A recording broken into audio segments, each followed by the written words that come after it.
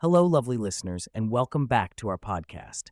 I'm Hari, and as always, I'm here with the brilliant Leela. Hey there, everyone. It's great to be diving into another episode with you, Hari. Today, we have a jam-packed episode lined up for you all. We'll be delving into a wide range of thought-provoking topics that are making headlines around the globe. That's right, Hari. Get ready because we'll be discussing the great abandonment of Afghanistan, Canada's recent election with influences from Trudeau and even a sprinkle of Trump, India's crucial role in citizens on death row abroad, and the intense scrutiny over Judge Varma's conduct in an in-house inquiry process. It's quite the lineup, isn't it? I can already feel the excitement building as we prepare to unpack these complex issues with you all. And hey, just a heads up, this episode will be a bit longer than usual. We want to give each topic the time and attention it deserves. Absolutely, Hari. So grab your favorite drink, get comfy, and let's explore these articles together. We promise you won't want to miss a minute of it. Article 1. So Leela, the situation in Afghanistan post-U.S. withdrawal is quite concerning. The article mentions this term, the Great Abandonment. It seems like the international community is shifting its focus away from Afghanistan. Absolutely, Hari. It's disheartening to see how quickly the U.S. and Europe have distanced themselves, leaving a void that other countries like Russia, China, and Pakistan are stepping in to fill. India, too, is reevaluating its stance, especially towards engaging with the Taliban regime. It's a delicate balance for India, isn't it? On one hand, there are pragmatic considerations at play, but on the other, there's a risk of alienating anti-Taliban factions and losing support among the Afghan population. Definitely, Hari, India needs to walk a fine line here. Rebuilding ties with groups opposing the Taliban is crucial for long-term interests in Afghanistan. It's not just about realpolitik, it's about standing up for principles like women's rights and providing a platform for voices critical of the Taliban regime. Speaking of women's rights, Leela, the article emphasizes the need for India to advocate for them in Afghanistan. It's a critical point. India shouldn't lose mind space among Afghans by exclusively engaging with the Taliban regime. Absolutely, Hari. India has historically had strong ties with Afghanistan, and maintaining those connections with diverse groups in the country is essential for a balanced approach. It's a complex situation that requires nuanced diplomacy.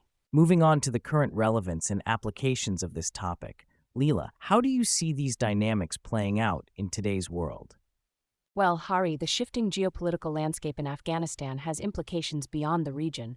It sets a precedent for how major powers engage with conflict zones and non-state actors. The choices made now could have ripple effects for years to come. That's a crucial point, Leela. The decisions made today will shape not just the future of Afghanistan, but also influence how other countries navigate similar challenges. It's a test of diplomatic agility and foresight. Absolutely, Hari. The challenges and controversies surrounding this issue are multifaceted. There are debates on whether engagement with the Taliban is the best approach, or if there are alternative strategies that could better serve the interests of all stakeholders involved. It's a tough balancing act, Leela. Finding solutions that respect the rights of the Afghan people, uphold international norms, and ensure regional stability is no easy feat. It requires careful deliberation and a willingness to adapt to changing circumstances. Looking towards the future, Hari, it will be interesting to see how India's approach evolves in the coming years. The decisions made now will not only impact India's relationship with Afghanistan, but also its standing on the global stage. Absolutely, Leela.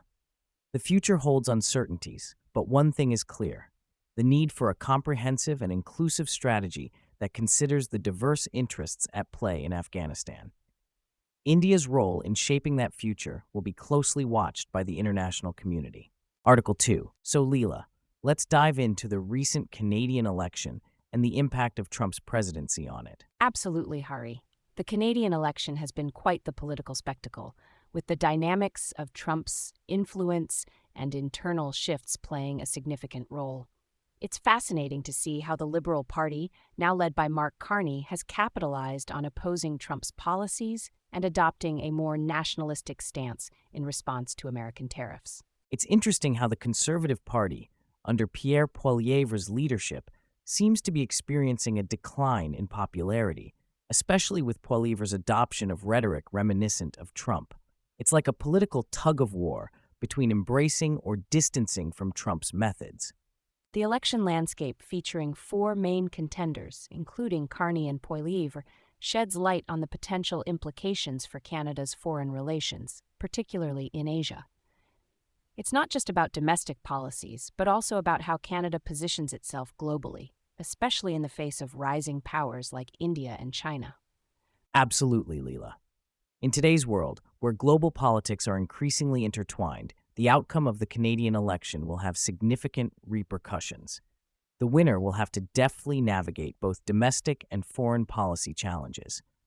Managing relations with the US, India, and China will require a delicate balance of diplomacy and assertiveness.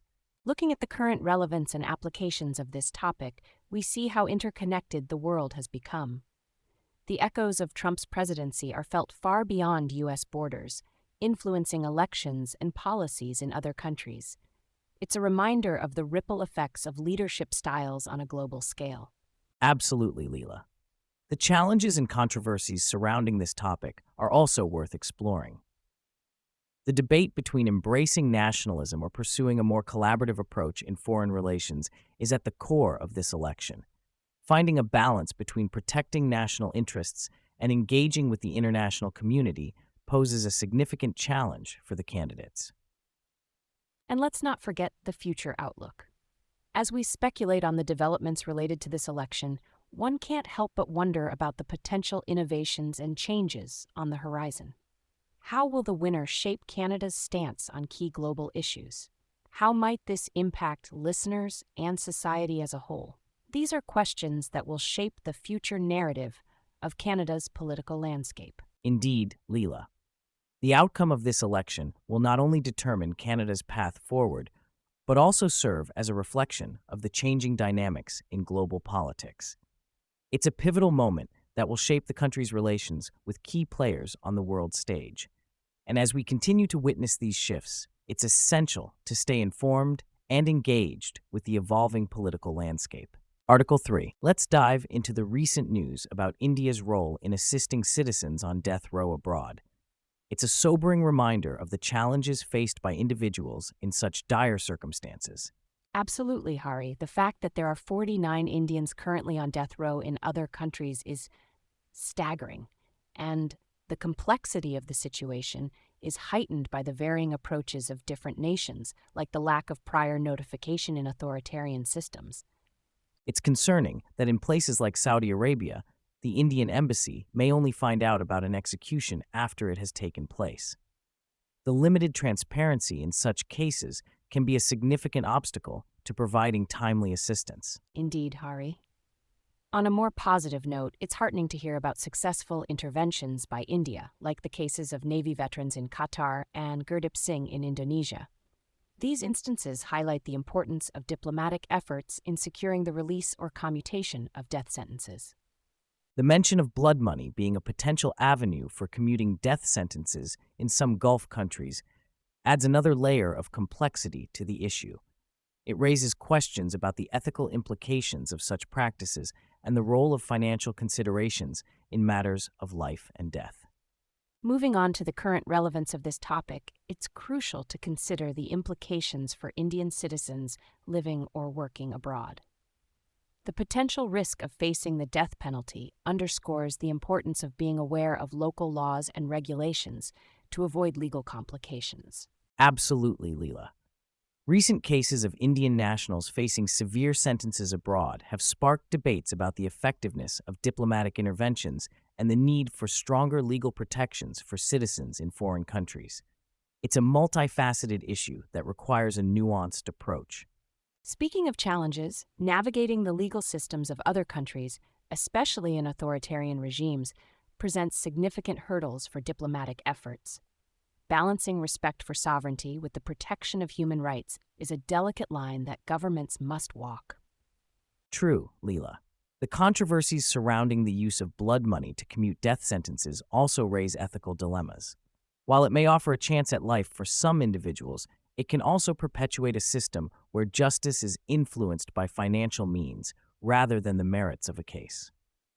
Looking towards the future, advancements in international diplomacy and human rights advocacy could potentially lead to more standardized procedures for handling cases of citizens on death row abroad.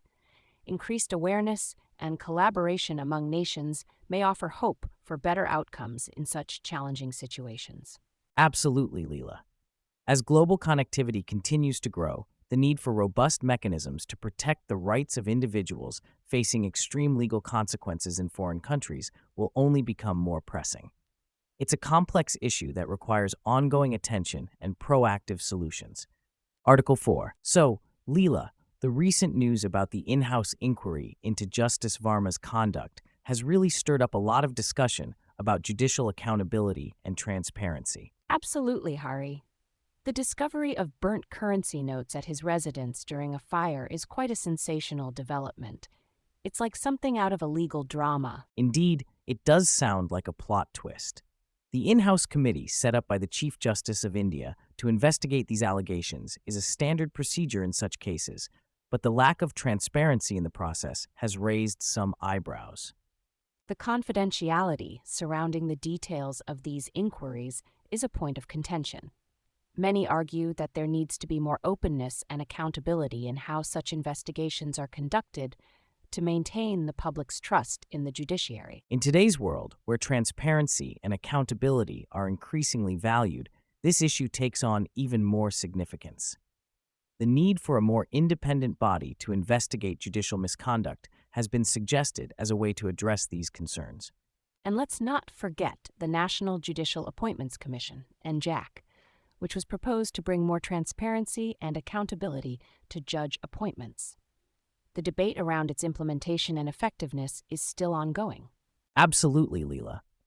The NJAC was meant to reform the current system of judicial appointments, which some argue lacks transparency and is susceptible to influence. It's interesting to see how these proposed solutions could shape the future of the judicial system in India. However, Hari, the idea of establishing an autonomous body for investigating judicial misconduct also comes with its set of challenges. Maintaining the delicate balance between judicial independence and accountability is no easy task. That's a valid point, Leela. Striking balance will be crucial in ensuring that the judiciary remains independent while also being accountable to the public. Finding solutions that address these challenges will be key to improving the overall credibility of the legal system. Looking ahead, Hari, it will be fascinating to see how these discussions unfold and what changes may come about in the judicial system. The future of judicial accountability and transparency could have significant implications for society as a whole. Absolutely, Leela. As these conversations continue, it's essential for the legal system to evolve in a way that upholds the principles of justice, fairness, and integrity. The impact of these changes will undoubtedly be felt far and wide. Conclusion. Wow, what a whirlwind of topics we covered today. Absolutely, Hari. From the great abandonment of Afghanistan to Canada's recent election dynamics, and then on to India's involvement in citizens on death row abroad, and the scrutiny over Judge Varma's conduct, we really delved into some heavy-hitting issues. It's clear that these stories are not just headlines. They represent real people's lives and the complex dynamics of international relations. And it's important for us as a community to reflect on these discussions, pondering the implications, and considering how we can contribute to positive change. Whether it's staying informed, engaging in discussions, or advocating for justice, each of us has a role to play in shaping the world we want to live in. So let's keep the conversation going, folks. Share your thoughts, ask questions, and most importantly, let's continue to learn from each other. Thank you so much for tuning in today. We truly appreciate your support and engagement. And remember, the more we understand, the better equipped we are to make a difference. Stay tuned for our next episode where we'll explore more thought-provoking issues and continue this journey together. Until next time, take care and keep questioning the world around you.